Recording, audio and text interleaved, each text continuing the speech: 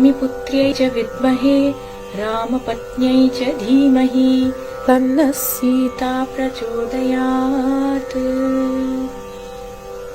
सीता श्रीरामसज्जाया सानन्दवाक्स्वरूपिणी सा सम्पूर्णसुमाङ्गल्या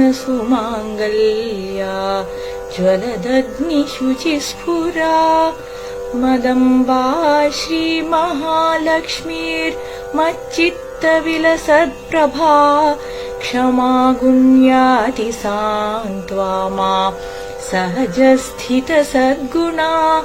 क्षपानाथ प्रभारूपा चन्द्रार्कमुखमण्डला सानसी विग्रहाभासा चारुसारप्रभासिनी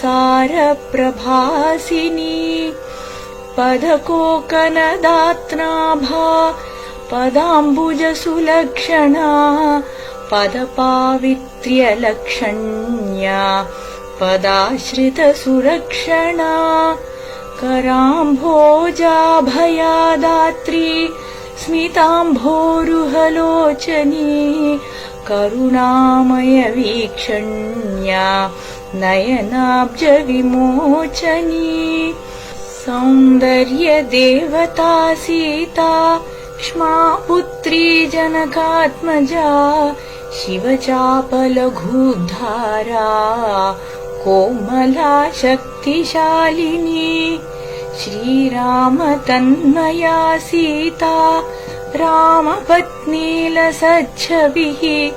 कल्याणरामसाराध्या सीता भव्यस्वरूपिणी वैदेही मृदुसद्वाणी ऐहिका परपूरणी रामप्रेष्ठा महाराज्ञी पूर्णसद्भक्तिकारिणी रामनामसुधापाना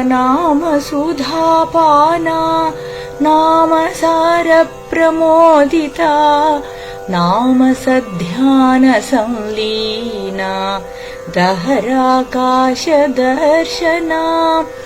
श्रीरामपूर्णसच्चित्ता श्रीरामानन्यचिन्तना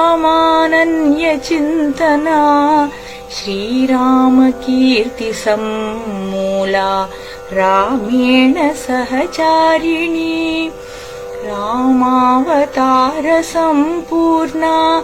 रामायणसुबीजता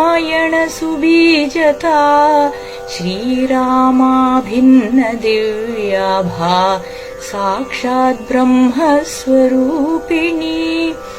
सुस्वराजितमाधुर्या सङ्गीतमृदुलस्वरा श्रीत्यागब्रह्मसङ्गीता गुरुस्वामी सुकीर्तिता त्यागराज गुरुस्वामी शिष्या पुष्पा सुसंस्तुता बालालापस्तुतिप्रीता पुत्री पुष्पा बहुप्रिया मयेति कीर्तिते मातर्मच्चित्तं परिपूरय चित्तप्रसादनं मातः कुरु मे भक्तिवर्धनम्।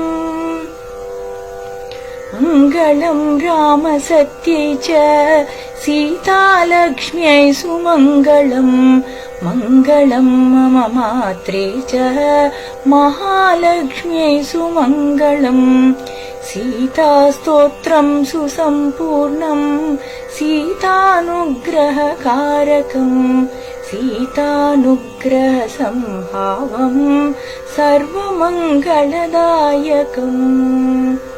ॐ शुभमस्तु